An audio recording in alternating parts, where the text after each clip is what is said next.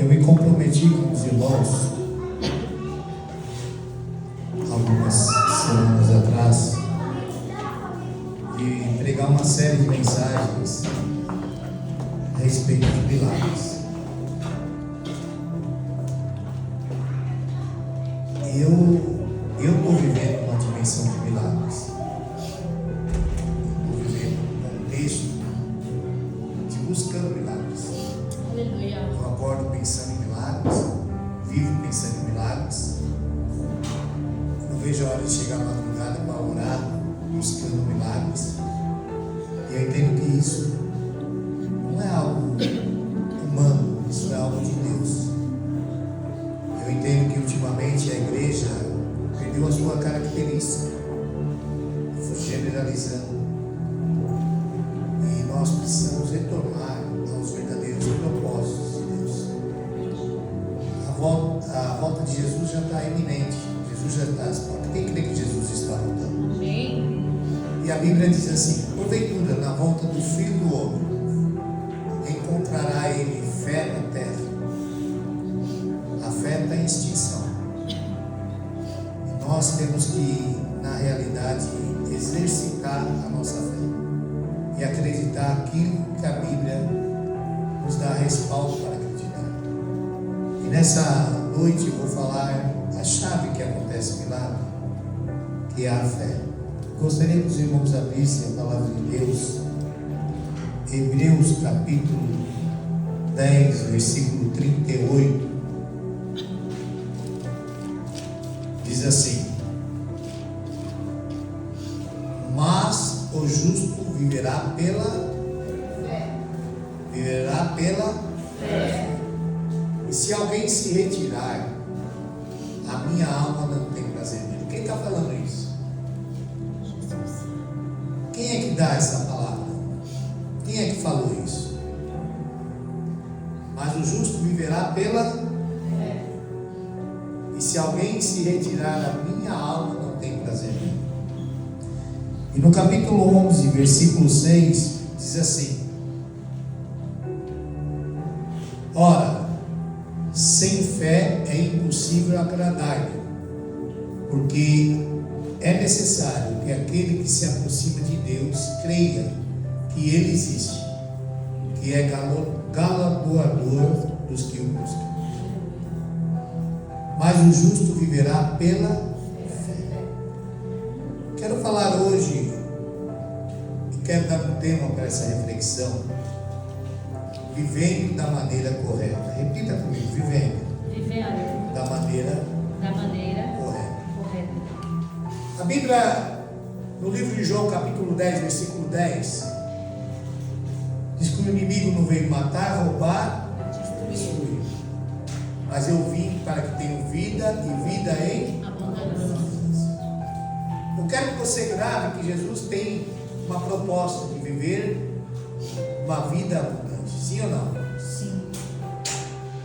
E aqui que o versículo que ora acabamos de ler, em Hebreus diz: mas o justo viverá pela fé. Então essa vida abundante que Jesus tem para nós vivermos é uma vida na fé. Vocês concordam comigo? Eu venho para que tenham vida e a tenham por abundante. E o justo viverá pela fé. Então aqui já me dá um entendimento que eu tenho que viver com uma fé abundante. E o que é uma fé abundante? Uma fé acima da média, uma fé transbordante. Só que dentro do contexto que nós vivemos, a nossa fé é influenciada, atacada, vem combatida através das circunstâncias da nossa vida. Nós vivemos a vida, e a partir de um certo momento, os intempéries da vida vêm nos combater diante das dificuldades. A nossa fé é afligida, a nossa fé é questionada, a nossa fé é instável. E quando Jesus fala para viver uma vida, uma fé abundante, é na realidade é viver uma colocação de fé que as circunstâncias da vida, os embates, as lutas, os problemas, provações que chegam até nós, não tem poder para afligir a nossa fé e questionar a nossa vida diante de Deus. Se você for olhar, a fé é viver o sobrenatural. Porque se é para viver na razão, por exemplo, vou te dar um exemplo. Se você quer comprar um carro, o carro aí está valendo 50 mil reais o carro que você compra. Se você tem uma linha de crédito no banco, se você tem algum recurso no banco, esse recurso te proporciona você comprar esse carro. Você precisa da fé? Não. Você precisa lá pegar as suas aplicações, pegar o seu regimento, pegar, financiar. Falar, liga esse ventilador aqui, ó. E lá, fé é invadir o impossível.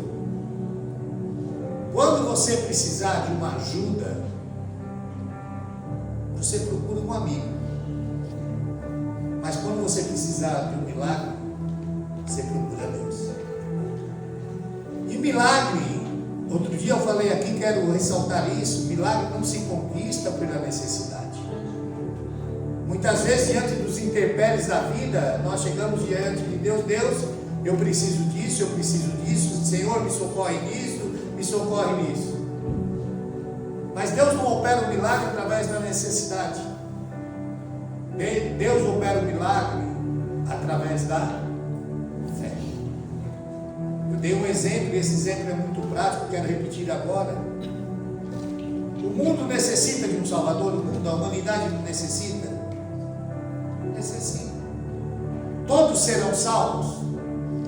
Não. Então a necessidade não fará todos serem salvos, mas a fé sim. Quando nós entendemos isso, nós vemos algo que nós temos que pedir a Deus, a fé, porque todas as circunstâncias, as diversidades da vida vêm abalar a nossa fé, vêm trazer em nós um questionamento da nossa existência, um questionamento dos propósitos de Deus, um questionamento das promessas de Deus. E a Bíblia nos demonstra exemplos de pessoas que exerceram a sua fé. A Bíblia mostra um personagem que é considerado o pai da fé. Quem é ele? Quem é ele? Tomé? Não é Tomé não? Abraão é considerado o pai da fé. Por que Abraão é considerado o pai da fé? Porque certa feita ele recebeu um chamado de Deus. Fala, Abraão, sai do meio da tua terra, sai do meio da tua parentela, para uma terra que eu hei de te mostrar, e de ti farei uma grande nação. E serão benditas todas as nações da terra através de você. Imagine se Deus chegasse para você hoje e falasse, olha, sai, vai para uma terra, deixa o GPS aí, deixa o Waze, me chama, né? O Waze aí, vai para uma terra que eu vou te mostrar ainda. Você ia? Aleluia. Você ia? Vai para uma terra que eu vou te mostrar. Vai, sai. Abandona tudo e vai para uma terra que eu vou te mostrar. E lá na terra que eu vou te mostrar, eu te farei uma grande nação. Irmãos, viver pela fé é viver na região do impossível. Se nós abrirmos a Bíblia em Gênesis capítulo 12, sabe o que vai aparecer? Um homem com uma idade avançada, Abraão, com 75 anos, Sara com uma idade avançada, com 65 anos, e Deus falando para ele que vai dar uma descendência numerosa como as estrelas do céu. Não parece que não tem lógica? Havia uma promessa para um homem já de idade avançada, uma mulher estéril, também de idade avançada, E essa promessa ainda passa por 25 anos para começar o cumprimento dela, dentro fazendo uma nação de uma mulher estéril, de um homem avançado, amortecido pelo tempo. Mas aí, você olhando esse contexto, parece que não tem lógica. Seja sincero, parece que tem lógica. Não é algo irreal. E outro dia eu li um livro, muito tempo atrás. E esse livro tem um tema que falava assim, a lógica da fé. E sabe que esse livro explica que a fé não tem lógica. A fé apenas tem uma esperança, uma convicção daquele que prometeu é poderoso para fazer cumprir. Aleluia. Quando nós entendemos isso, irmãos, nós sabemos, nós vivemos da uma realidade, e essa vida que tem para nós viver, não apalpável em questões apalpáveis, visíveis. A Bíblia diz: buscai as coisas de cima, pensai as coisas do alto. Quer dizer, viver pela fé não é viver condicionado às coisas apalpáveis, visíveis, que está ao nosso alcance. Viver pela fé é você viver, habitar, é ver o invisível, é ouvir o inaudível, é se relacionar com aquilo que não se vê, mas aquilo que se sente, aquilo que crê, aquilo que vive. Isso é real. Eu sempre digo uma colocação, vocês já devem estar, não como eu, careca de saber, mas vocês já cansaram muito de ouvir eu falar que o mundo espiritual é muito mais real que o mundo físico, e não se deixe de ter outro entendimento. Nós somos fruto do mundo invisível, não é isso? O mundo espiritual existiu antes do mundo físico, e o mundo físico é fruto do mundo espiritual. Nós se relacionamos com Deus no mundo físico ou espiritual? A Bíblia diz: Deus é Espírito. Quando Jesus se apresenta para aquela mulher, a samaritana, e ela com o conceito que tinha que ser no Monte Gerizim ou Jerusalém, e Jesus falou: vai chegar um dia que não é Gerizim, não é Jerusalém, mas os verdadeiros adoradores, Deus é Espírito, e os verdadeiros adoradores se relacionarão com Deus, adorarão a Deus em Espírito e em verdade. Deus é Espírito, e para se relacionar no mundo espiritual, não se relaciona de uma maneira carnal, se relaciona pela fé. É a fé que nos motiva a se relacionar no mundo espiritual. A fé que motiva você dobrar o seu joelho e se relacionar com aquilo que você não vê, se relacionar com o ser que você entende que está te escutando, e acreditar que aquele que está escutando é poderoso para atender a sua necessidade, atender os seus propósitos, cumprir as suas promessas e viver uma intimidade com Ele. Hoje as pessoas querem viver somente um evangelho de custo-benefício. Por exemplo, nós estamos aqui e a palavra de Deus, quem crê na palavra de Deus? Aleluia. A palavra de Deus diz: onde estiver 2 ou 3 reunidos no teu nome, Ele se faz presente. Nós estamos no nome de quem? Ele está presente?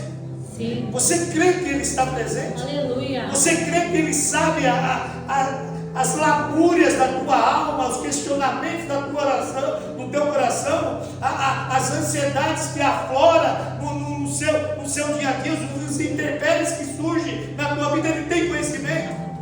E você tem fé que Ele tem poder para mudar esse quadro? Aleluia. Isso que nos leva a motivar uma fé, é uma certeza que nós não estamos vivendo aleatoriamente nesse mundo. Nós estamos sendo acompanhados com aquele que tem tudo pode, com aquele que tem todo o poder. Quando Jesus esteve no seu contexto terreno, Ele falou: vou para o Pai, mas não vos deixarei órfãos, vos enviarei o outro. O outro no grego quer dizer anos, da mesma espécie, da mesma essência, e Ele estará convosco todos os dias, até a consumação dos séculos. Quer dizer, Deus está conosco. A Bíblia diz: não sabeis vós que vós sois o templo do Espírito Santo, o Espírito Santo habita em vós. Então nós somos a habitação de Deus, aquele que tudo pode, aquele que tem todo o poder, aquele que pode mudar a situação. Ele vive em nós e através de nós. Aleluia. Isso é viver pela fé. Você e Deus é a maioria. Você e Deus são invencíveis. Aleluia. Quando entendemos isso, os problemas já não vêm aflorando a nossa natureza. Nós cremos.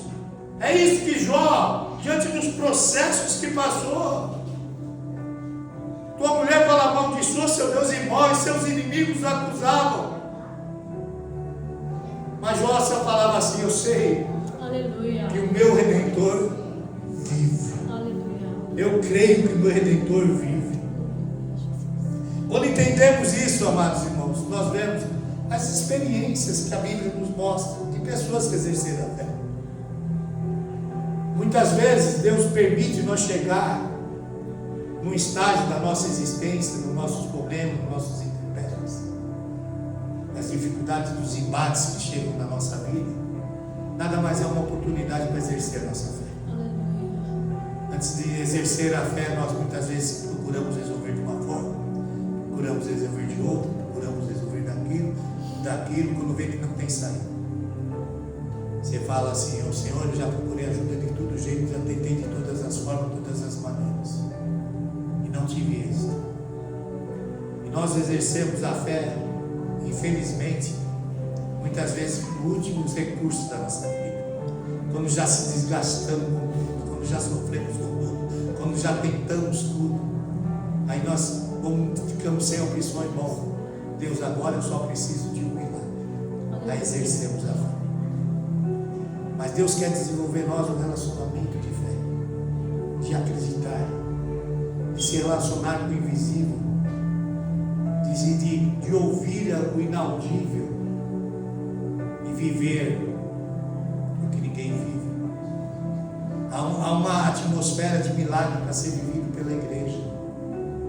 Jesus, no seu ministério, ele fez muitos milagres.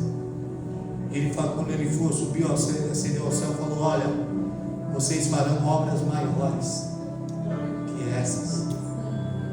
E hoje parece que o Evangelho, o poder do Evangelho ficou no passado. Parece que a Bíblia é uma utopia, que o que aconteceu, mas não acontece mais. Aleluia. Mas nós temos que exercer a nossa fé para trazer esses acontecimentos sobrenaturais e milagres para a nossa existência e viver os milagres de Deus.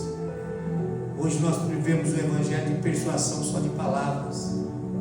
Hoje não existe mais sinais. Aleluia. Hoje já não existe mais operosidade dos milagres. Nós estamos desafiados pela nossa fé para viver nessa dimensão.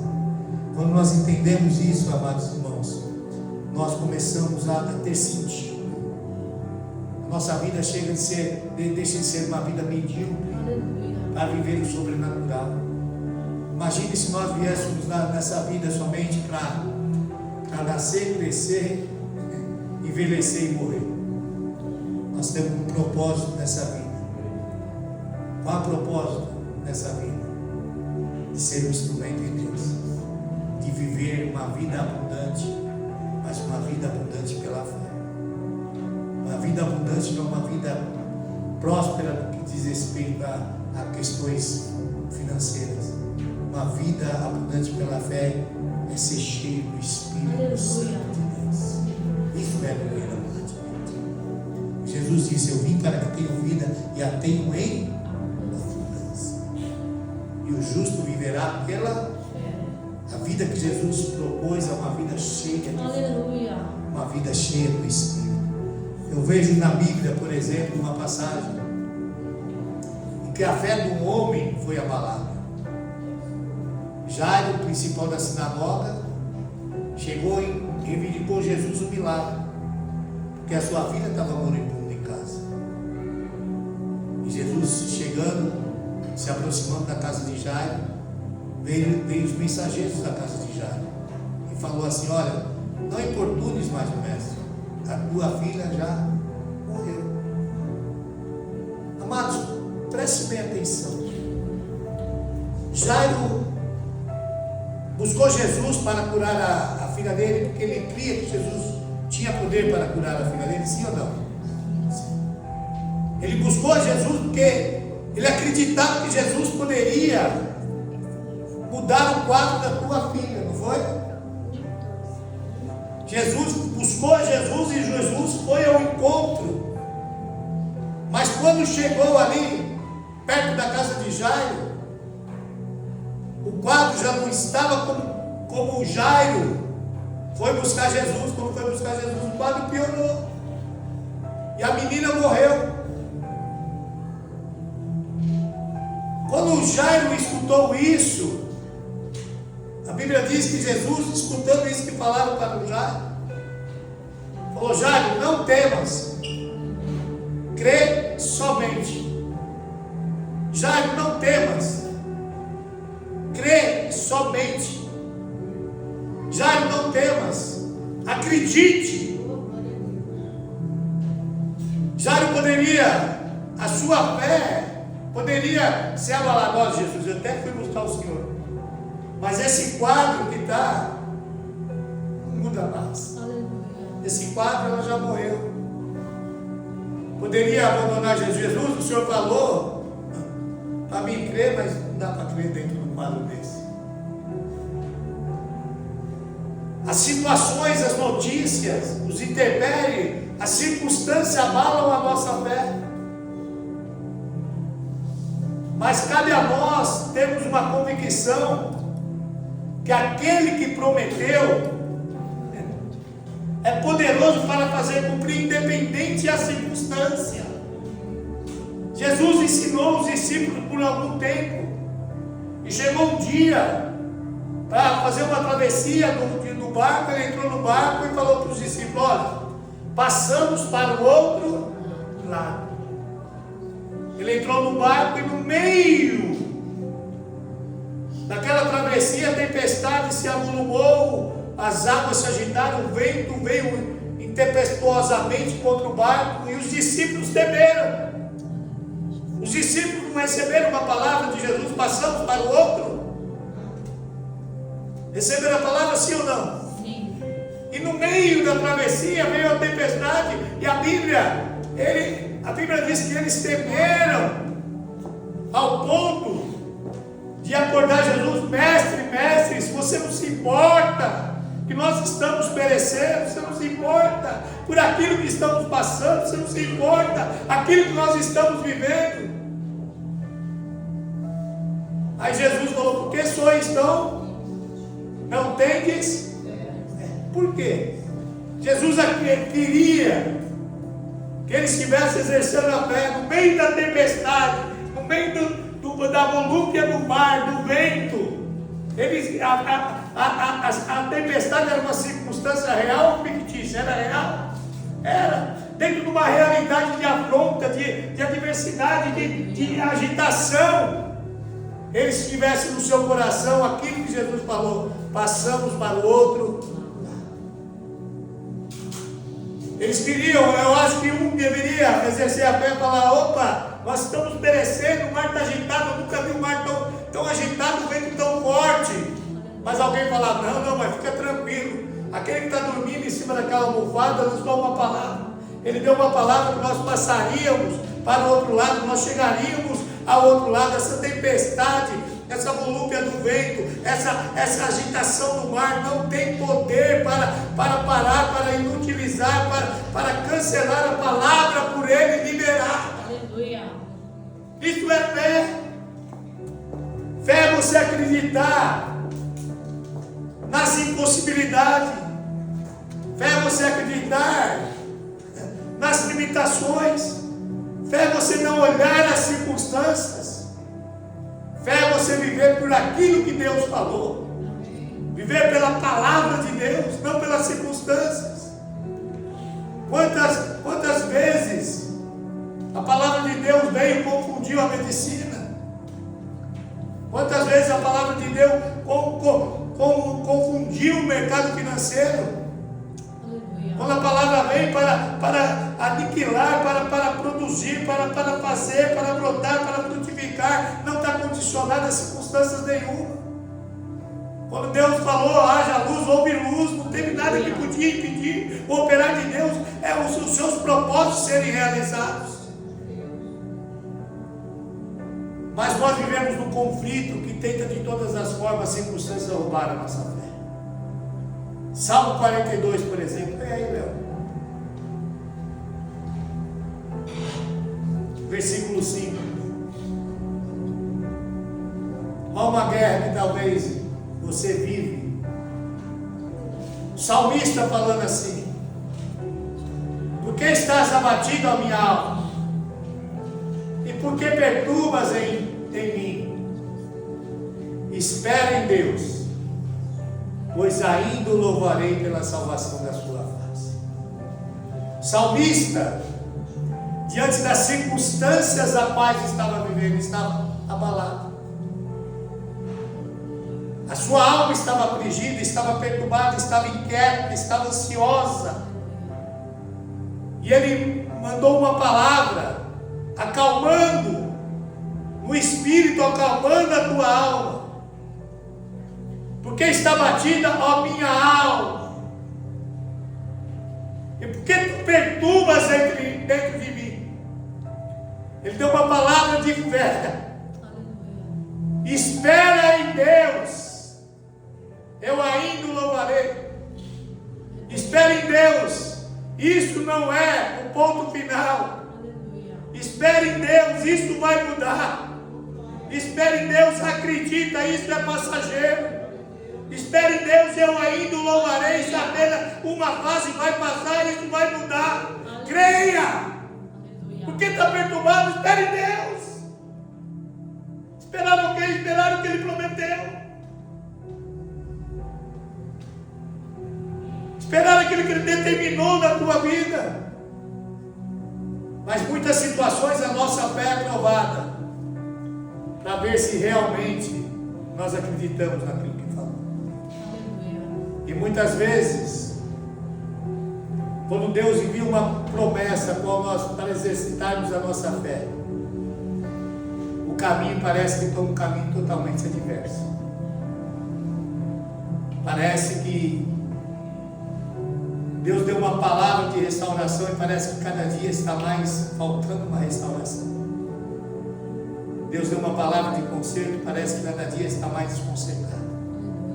Deus deu uma palavra de cura, cada dia está mais enfermo. Porque muitas vezes a situação se agrava para que nós exercemos a nossa fé de uma maneira íntegra. Quando Jairo foi buscar Jesus, a sua filha estava doente. Quando Jesus veio ao caminho, a sua filha morreu. Quando Marta e Maria mandaram chamar Jesus, que aquele que ele amava estava enfermo, ele estava enfermo. Mas quando Jesus veio, já fazia 4 dias que ele tinha morrido. E tudo tem um propósito, Deus nunca atrasa. Até 3 dias, na cultura judaica, eles acreditavam que um homem poderia ressuscitar um homem, um profeta poderia ressuscitar. Tem o exemplo de Elias, de Eliseu. Mas 4 dias eles já criam que só um Deus poderia ressuscitar.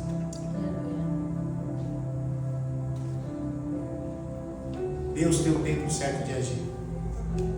A Bíblia diz que Deus não retarda a sua promessa, mesmo que para muitos a tenham por tardia.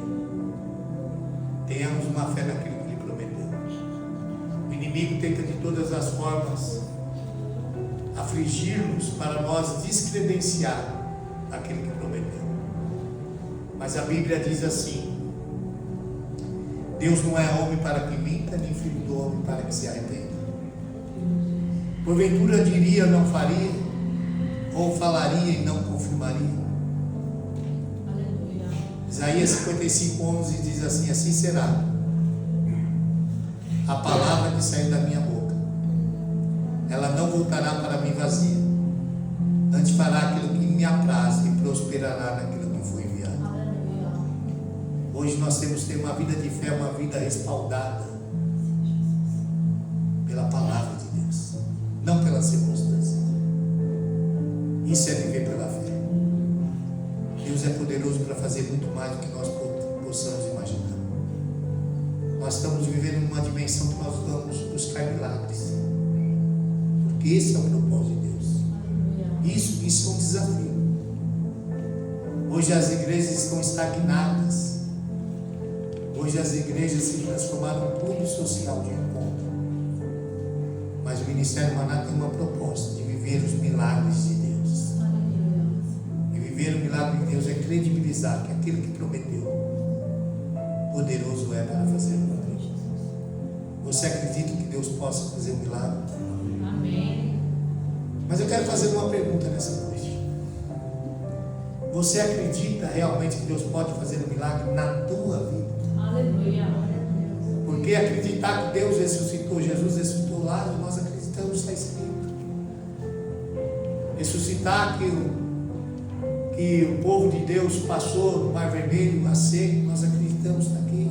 Acreditar que as muralhas de Jericó caíram depois de 7 voltas, no 7º dia, a 7ª volta, está aqui.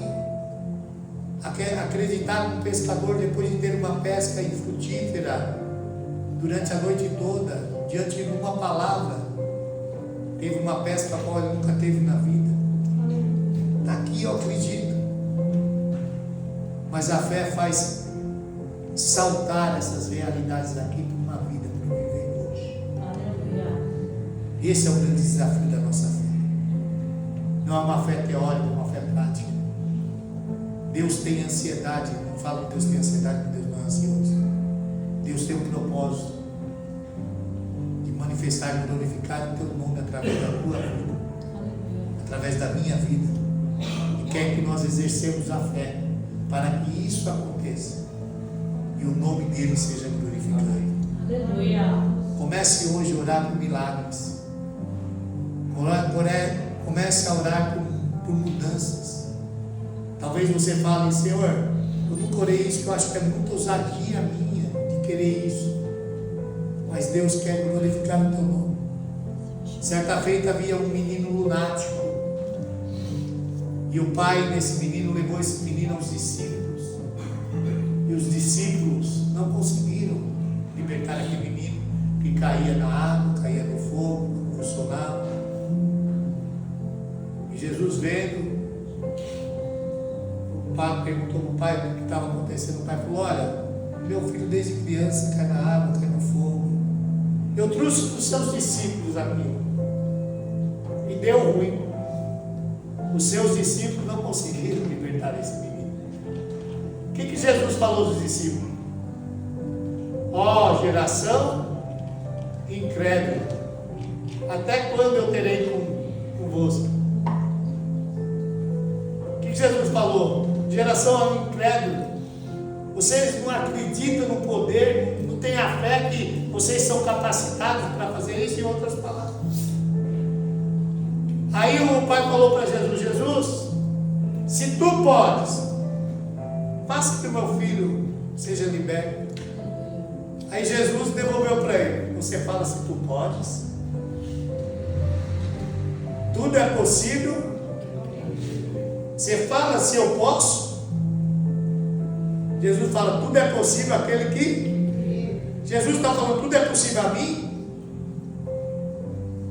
Jesus está falando: tudo é possível a mim, ou tudo é possível àquele que crê?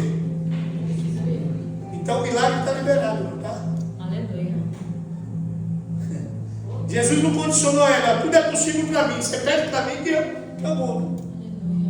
Jesus falou: tudo é possível àquele que... Tem uma chave aqui, ó. A Bíblia diz assim: se eu estiver em vós, e vós estiver em mim, pedi, tudo que vos será feito. Milagre tem que estar em Cristo. E para estar em Cristo, tem que viver uma vida abundante. E essa vida abundante é no Espírito. Vida abundante não representa você tomar café, isso faz parte da vida cotidiana. Almoçar, café da tarde, isso é uma vida carnal. E a vida espiritual? Aleluia. Vida abundante. Quantas vezes você ora durante o dia? Quanto tempo você fica no relacionamento com Deus? Você cheio do Espírito para viver uma dimensão espiritual. É você ficar ligado com o Pai o dia todo. A Bíblia diz: orar sem Cessar. orar sem cessar, se relacionar o dia todo. É acompanhar Deus o dia todo, Deus acompanhar você o dia todo. Isso é uma vida abundante que Deus propôs para nós. E quem vive nessa dimensão, vive numa região de milagres. Aleluia. Eu venho nesta noite, através da palavra de Deus, liberar milagres para você descobrir. Esse milagre já está liberado não por mim. Esses milagres já estão liberados por Cristo. Ele deixou um nome, e esse nome tem poder para gerar milagres. Esse nome tem autoridade para mudar circunstâncias. Esse nome tem poder para libertar. É um nome acima de todos os nomes. Eu dei o poder do teu nome. Existem três passos na fé. Quantos passos tem na fé? 3. Tem uma fé negativa. A fé é o passo zero. Não sai do lugar essa fé. Não vai dar certo. É muita areia no meu caminhão. Um dia eu apresentei um rapaz. O rapaz era carteiro. Eu apresentei uma promotora para ele se conhecerem, né? Os dois solteiros. Ele falou: pastor, mas ela é promotora. É muita areia no meu caminhão. Eu falei: irmão, dá 2 viagens. Aí não quer tomar posse. Já estou casado aí já faz uns 10 anos, né? 10 anos. Mas tem pessoas que falam: não vai dar certo. Eu falei que ia dar errado, eu já sabia. Tem pessoas que acontece uma coisa, dá errado, eu já sabia. Não é? Tem pessoas que é uma negatividade. É aqueles 10 espias que foram ver a terra prometida, a terra que mandava leite e mel, uma terra que um cacho de uva tinha que ser carregado por 2 pessoas tão grandes, que era frutífera. E os 10 espias falaram: opa, nós não vamos conhecer, não vai dar certo não. Tem gigante, a região montanhosa. Esses aí eles conquistaram. Eu já falaram: não vai acontecer. Agora tem um passo 1, que é uma fé que é assim, ó: Deus vai fazer. Eu creio que Deus vai fazer. Tem pessoas que escutam uma palavra e falam assim: eu creio que Deus vai fazer isso na minha vida. Esse é o passo 1. O passo 2 é: Deus está fazendo. Tem pessoas que é o passo 1, Deus vai fazer. Tem outros que falam: não, Deus já está fazendo. Eu estou sentindo que Deus está fazendo algo. Tem que ter alguma coisa diferente. Deus está movendo. Eu estou aqui, mas Deus está movendo lá. Aleluia. Agora tem uma fé que é o passo 3. Deus fez. É aquela palavra que Jesus falou que nem Israel tinha encontrado tanta fé naquele centurião. Senhor, eu não sou digno que entra lá na minha morada. Olha que fé, hein? Mas dizer somente uma palavra aqui, ó. Se o Senhor lançar uma palavra aqui, o meu servo será curado lá. Aleluia. Se a palavra for liberada, vai acontecer. Eu quero acreditar e quero profetizar que você vai começar a tomar posse de todas as palavras liberadas. A palavra é liberada de restauração, você crê na restauração. A palavra é liberada de salvação, você crê na salvação. A palavra é liberada de uma mudança de vida, você crê numa mudança de vida. E quando nos interpele as situações, vem para mostrar que a situação não aconteceu a mesma. Olha, não importunes, a palavra de Jesus falou que vinha, que ia curar, que ia salvar a sua filha, mas a sua filha morreu. Creia naquilo que prometeu poderoso para cumprir, não se abale. Se prometeu, vai cumprir. Se ele falou que ela não está morta, que ela apenas dorme, ela vai despertar e o nome do Senhor será glorificado. Vamos crer na palavra. Irmãos, se nós sairmos da nossa casa, olha, viemos numa liturgia de culto, se essa palavra for aberta, falar de mudança, falar de milagre, e você não acreditar, nós estamos perdendo tempo, não é isso? Tem credibilidade a palavra de Deus na tua vida? Sim ou não? Por que a palavra de Deus? Porque no Antigo Testamento 1527 vezes falava que Jesus viria, e ele veio. Tem credibilidade. No Novo Testamento 368 vezes fala que ele virá novamente. Ele vai vir. A Bíblia diria que ele entraria em Jerusalém montado numa jumenta. Se cumpriu Zacarias 9:9. A Bíblia diz em Miqueias que ele nasceria em Belém. E tu, Belém, Efrata, posto que é pequena, entre as milhares de Judá, de ti sairá o rei, cujo o seu principado é desde os tempos antigos, desde o tempo da eternidade. Se cumpriu. Sim ou não? A Bíblia diz que ele seria montado no meio dos malfeitores. E foi crucificado Jesus, uma malfeitor à direita e à esquerda. Se cumpriu. A Bíblia diz que ele morreria pelo teu pecado, mas que ao terceiro dia ressuscitaria. Se cumpriu. A Bíblia diz que ele esmagaria a cabeça da serpente. Se cumpriu. Tem credibilidade? Aleluia. E a Bíblia diz que tudo é possível aquele que crê. Vai se cumprir na sua vida? Amém. Milagre vai acontecer? A Bíblia tem toda a credibilidade. Eu creio na Bíblia. Tudo aqui se cumprir. Repita comigo, Tudo na Bíblia na Bíblia. se cumpre. Amém? Amém. Você crê nisso? Amém. A fé vem pelo ouvir e ouvir a palavra, De Deus. mas o justo viverá pela... Fé. E a fé vem pelo ouvir e ouvir a palavra. Vamos se colocar de pé. Quem tem milagre para acontecer?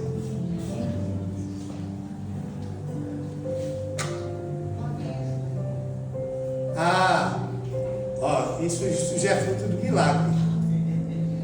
Hoje, depois do bolo, tem bolo aí. A Lena ficou falando desse bolo lá.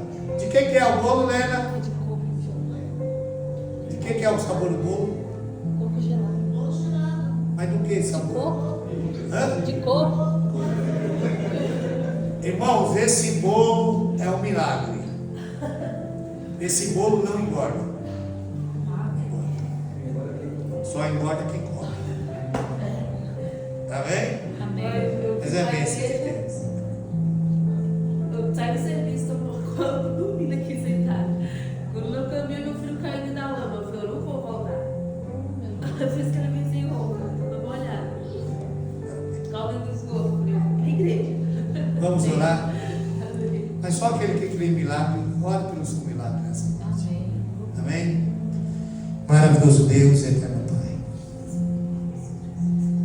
Pai, nós entendemos que o Senhor não opera milagre pelas nossas necessidades. O Senhor opera milagre, ó Deus, pela fé. Aquele homem que foi mencionado, Senhor, que tinha o seu filho lunático. Quando o Senhor falou, tudo é possível aquele que crê. Ele olhou para o Senhor e disse: Senhor, me ajude a minha incredulidade. Pai amado, a tua palavra diz que a fé vem pelo ouvir a palavra do Senhor. Que a palavra dessa noite, ó Pai, que foi ministrada sobre fé, venha ser agregada para, Pai amado, nosso espírito, para nós crermos, ó Pai, contra as impossibilidades, para nós crermos, ó Pai amado, contra as circunstâncias, e acreditar, ó Pai amado, somente na tua palavra, naquilo que o Senhor disse. Aleluia. Que nessa noite, ó Pai amado, saiamos daqui dessa porta edificados, crendo na tua palavra que tem total aceitação e credibilidade. A palavra, Pai amado, do político muitas vezes não se cumpre. A palavra do patrão não se cumpre. A palavra do mercado financeiro não se cumpre. Mas a sua palavra, Pai, tem total veracidade no seu cumprimento. Pois é a palavra de um Deus, ó Pai, que tudo pode. Um Deus que o nada é matéria-prima para fazer tudo. Um Deus que tem todo o poder em tuas mãos. O Senhor tem poder, ó Deus amado, para mudar toda e qualquer circunstância. Aleluia. Por isso que a sua palavra diz, ó Deus, antes que existia o dia, eu sou. E ninguém há que possa escapar das minhas mãos. Operando eu, ninguém me impediu. Aleluia. E nós cremos na tua palavra, Pai.